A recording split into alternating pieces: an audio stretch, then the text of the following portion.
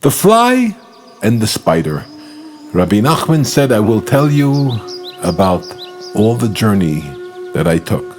Once there was a king who waged several difficult wars initiated against him, but was victorious and took many hostages. As he started to tell the story, he said, but do not expect me to tell you everything, nor that you will understand.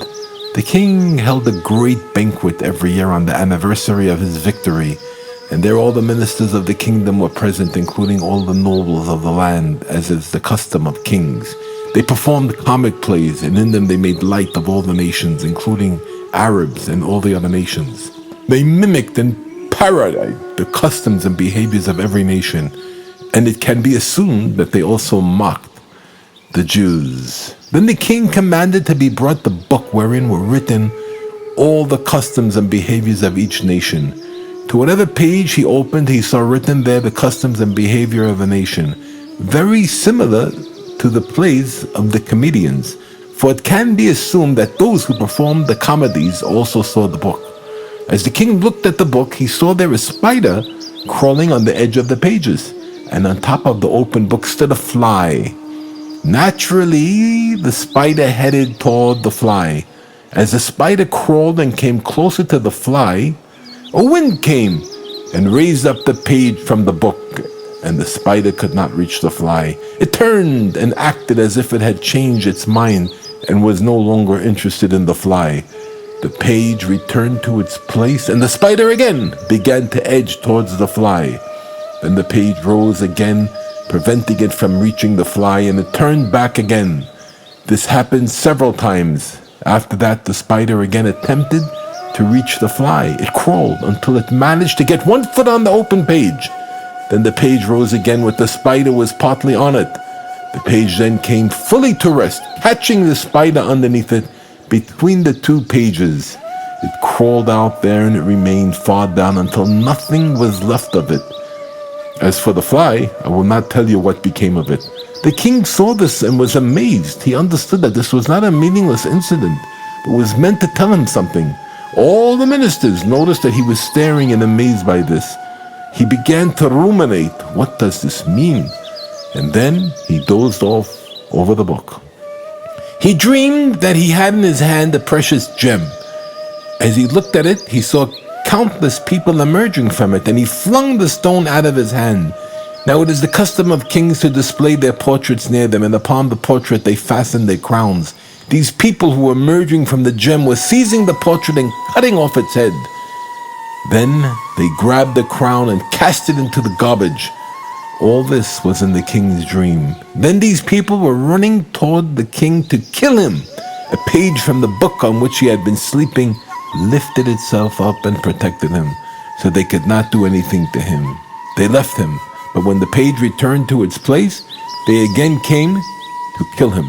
The page lifted itself up again, and this went on several times. The king longed to see which page was protecting him, which people's customs were written on it. He was afraid to look, and he began to shout, what a shame, what a shame.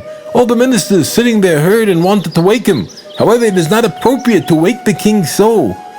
They banged all around him, but he did not hear. In the midst of his dream, a high mountain came to him and asked him, why are you shouting so? I have been sleeping for such a long time, and nothing woke me, nothing at all.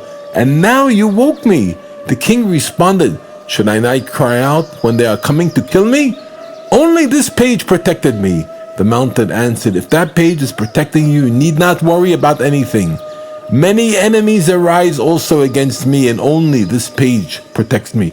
Come and I will show you. The mountain showed him that around it stood myriads of enemies, feasting and making merry, making music with instruments and dancing.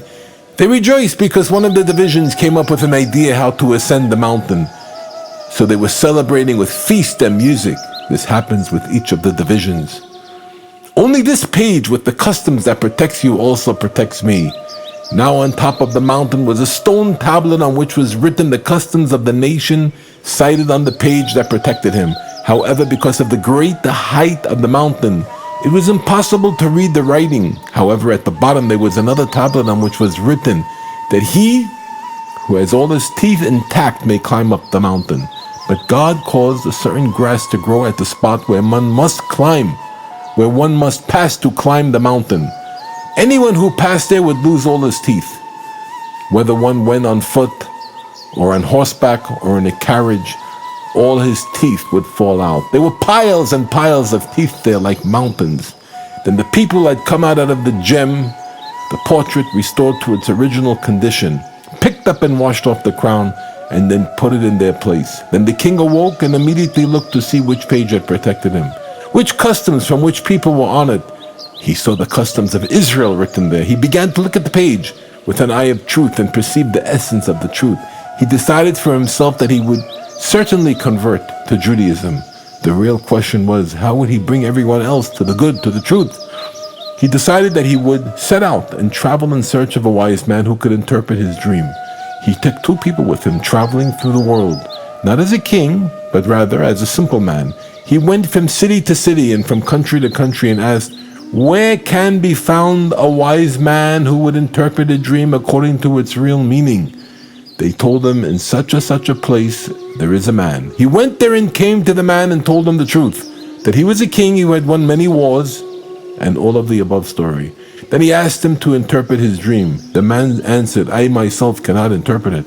However, there is a certain moment on a certain day in a certain month when I gather up all the spices of the incense and compound a specific blend, and I give someone to inhale this incense. The man concentrates upon what he would like to see and know, and then he knows it all." The king thought to himself, "Seeing that I have already expended so much time on this, I will wait until the day in that month." When the day came, the wise man did as he described and gave him to inhale the incense. He began to see even what had happened to him before his birth, when his soul had been in the upper world. He saw that they were leading his soul through all the worlds and announcing, "Whoever has a complaint against his soul, come forward." But no one had any complaint against him. Just then, someone came running and cried out, "Master of the world, listen to my prayer. If this soul comes into the world, what will there be for me to do? And if so, then why did you create me?" The one who cried these words was the evil one. The answer came, "This soul must inevitably come down to the world. You will have to find your own solution." And so he left. They continued to lead the soul through the worlds until they brought him to the upper court to make him swear that he would descend to the world. The one mentioned before, the evil one, still had not arrived, so they sent a messenger after him. Then he appeared with an elderly man who was stooped over in the way of the elderly. The evil one had already been acquainted with him. He laughed and said, "I have already found myself a solution. The soul may now descend to the world." The soul was then released and it descended into the world. The king saw all that he had been through from beginning to end, how he was made a king and the wars he had fought. He took captives, and among them was a beautiful woman who had all of the graces of the world. However, this grace was not hers because she wore a precious gem which had all types of grace, for which reason it appeared that she had all the types of grace. No one is able to ascend that mountain except for wise and rich men. More than this he did not say, and there is much more to this. From the words, "and he took captives until the end," was not written as clearly as it had been.